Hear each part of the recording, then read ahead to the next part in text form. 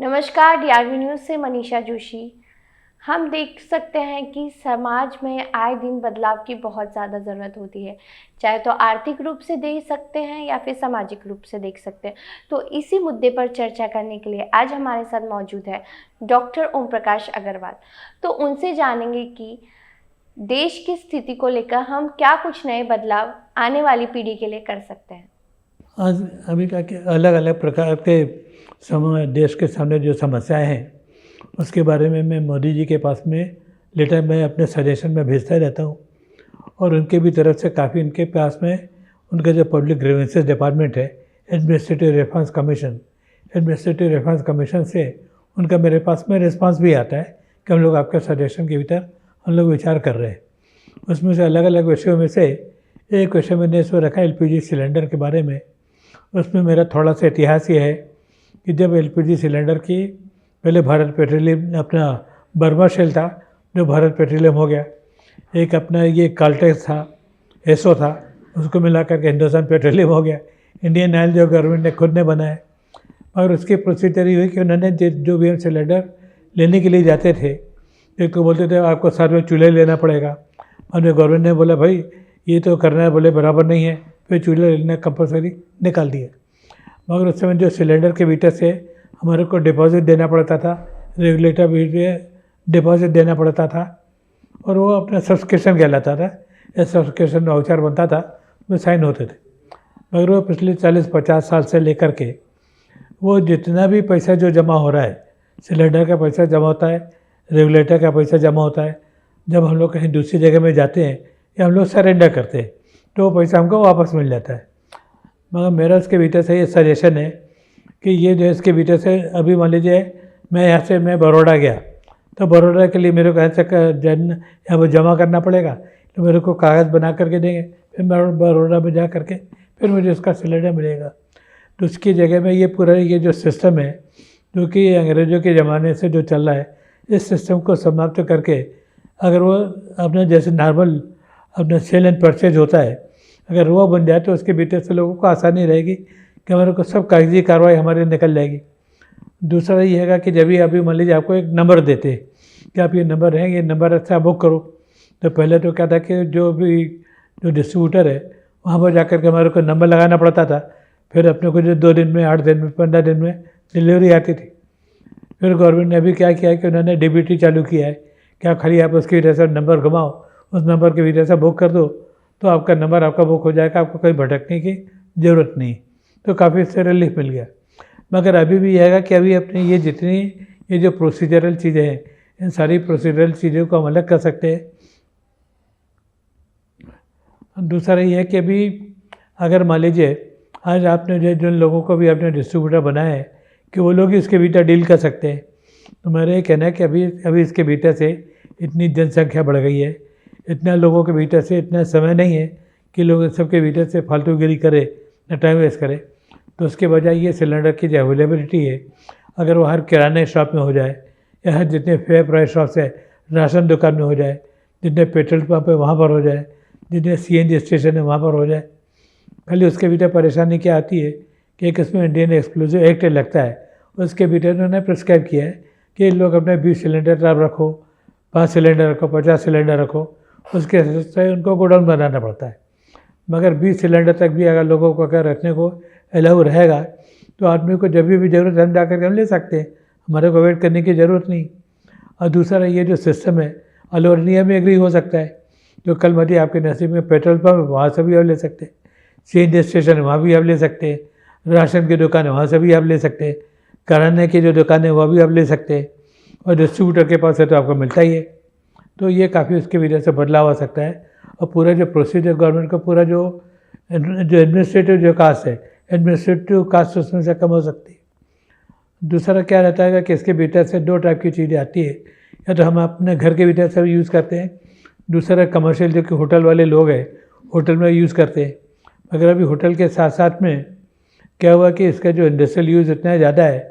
कि मान लीजिए हमारे यहाँ घर में आपने देखा होगा कि रोडो रोलर चलते हैं या किस किस्म की क्रेन चलती है, उसके भीतर भी हम इसको यूज़ कर सकते हैं। जब आप देखते हैं कि हमारे पर जो पाइलिंग होती है, पाइलिंग के भीतर भी हम उसको यूज़ कर सकते हैं। वेल्डिंग का जितना सिस्टम होता है, पहले लोग अपने जो पहले डीए यूज़ करते थे, तो डीए की जगह में लोग उसको यूज़ कर सकते हैं। जितने अभी अपने जो कारोगेटेड बॉक्सेस वगैरह जो बनते हैं, पहले तो उतना ज़माना नहीं था, मगर अभी कारोगेटेड बॉक्सेस हमारा जो कुछ भी आता है, मिठाई आती है वो भी किसी न किसी पैक होकर के आती, कल हमारे पास जो डब्बे आते हैं वो भी पैक होकर के आते। तो ये पूरी जो प्रोसीजर है उसकी वजह से बनाने के लिए, इन सब के वजह से उनको एलपीजी की उनको ज़रूरत पड़ती है। क्योंकि अगर सीएनजी में दोनों में डिफरेंस ये है कि सीएनजी के जो कैलोरिक वैल्यू है वो कम, एलपीजी के कैलोरिक वैल्यू ज़्यादा है। तो उसकी वजह से अभी जितने भी फरसान बनाने वाले लोग हैं, मिठाई बनाने वाले लोग हैं, ऐसे होटल इंडस्ट्रीज है, जितने ईटेबल इंडस्ट्रीज़ है और के फूड प्रोसेसिंग है, उसके भीतर से जितना कम उनको एलपीजी से मिलता है उतना कम उनको सीएनजी से नहीं मिलता है, क्योंकि सीएनजी में इतनी कैलोरी नहीं रहती जितनी एलपीजी में रहती है। तो ये सारे अब मार्केट अगर पूरा हो जाएगा तो आप समझिए कि लाखों लोगों के पास में इसके एलपीजी की उसकी अवेलेबिलिटी हो जाएगी, और जितने ज़्यादा अवेलेबिलिटी हो जाएगी उतना ज़्यादा उसका भाव भी कम हो जाएगा। तो उस तरीके से मैंने जो सजेशन दिए हैं, तो कई उसके वजह से लोग अपना वर्किंग भी कर रहे हैं, और ये है कि इस तरीके से एक जितना वाइड स्प्रेड बन जाएगा उतना वाइड स्प्रेड लोगों को उसके भीतर से लाखों लोगों को आउटलेट मिल जाता है, लोगों को उसके भीतर से फ़ायदा मिल जाता है। और अभी जो जो डिलीवरी मैन है, मैन तो इसके ऊपर डिपेंडेंट है कि आपने मेरे को बुक किया, भाई मेरा डिलीवरी मैन छुट्टी में चला गया, कभी मान लीजिए मैं भरने के लिए गया, वो मुझे मिला नहीं मिला, आज कंपनी बन जाए, ट्रांसपोर्ट वाले का स्ट्राइक हो गया, कहीं कुछ हो गया कहीं कुछ हो गया, और सबके पास अगर अवेलेबिलिटी रहेगी तो आपके भीतर से 24 घंटे में जब भी आपको चाहिए आप अपनी मर्जी से जा सकते, मर्जी से आप ले सकते हो। तीसरा चीज़ ये कि अभी गवर्नमेंट ने इंट्रोड्यूस किया है 5 किलो के सिलेंडर्स। अगर मान लीजिए 5 किलो के सिलेंडर्स अगर आप लेते हैं तो वो अभी पहले अच्छा उसका बहुत अच्छा उसका रिस्पांस हो रहा है कि कोई भी आदमी उठा करके अपन ले जा सकते हैं, अपने को इसके लिए किसी हमाल की अपने को ज़रूरत नहीं है, उनकी भी अपने को आवश्यकता नहीं। 19 किलो के भीतर से उनकी ज़रूरत होती है। 19 किलो के साथ साथ में जो बड़े जो एस्टेब्लिशमेंट्स है 50 किलो है, 70 किलो है, वो सारी चीज़ें हैं,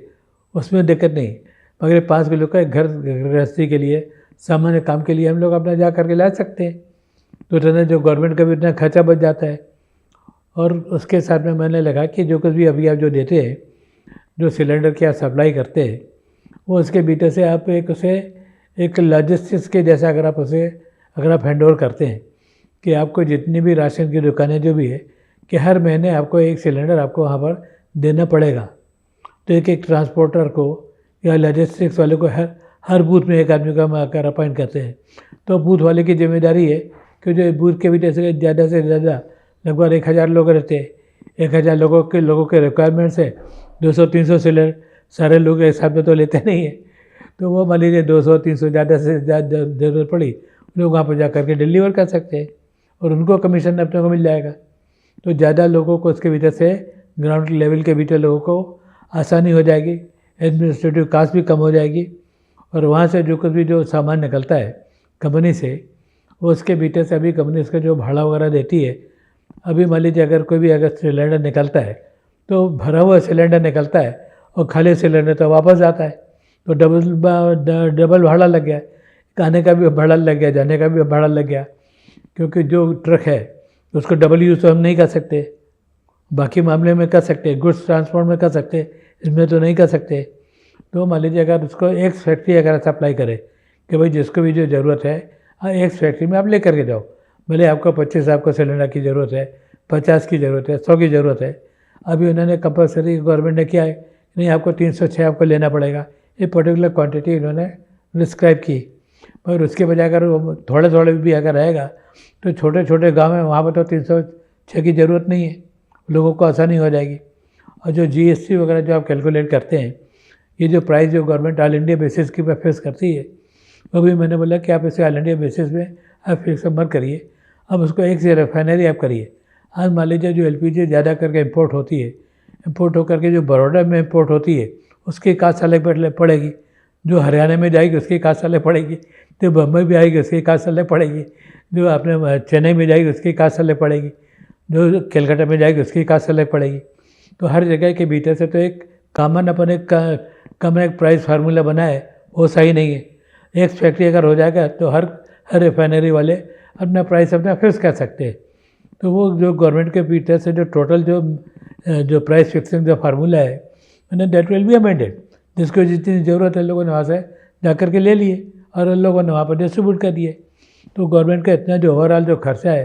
का खर्चा भी बच जाएगा, लोगों को उसकी सुविधा भी हो जाएगी। और जो लोगों को जो बड़े जो सिलेंडर लेते हैं, जो हमारे लोग जो अभी जो काम करते हैं उनको भी आसानी हो जाएगी, क्योंकि अभी लोग लेकर के जाते हैं 14 किलो के सिलेंडर। कोई किसी के कोई 5 माले में जाता है, कोई 4 माले में जाता है, कोई 3 माले में जाता है। कई बार लिफ्ट में जाते बोले साहब लिफ्ट में अलाउड नहीं है। अभी आप बोलते हैं रेलवे के भी तो अलाउ होना चाहिए। अभी आप बोलते हैं नहीं रेलवे से नहीं ले करके जा सकते, ट्रक से ले करके आप नहीं ले करके जा सकते। तो आखिर में आदमी ले करके कैसा जाएगा? तो ये सब बहुत सारी जो चीज़ें हैं जिसके भीतर से पुनर्विचार हो सकता है और एक काम ज़्यादा अच्छे ढंग से चल सकता है, ऐसा मेरे सजेशंस है। उसके भीतर भी गवर्नमेंट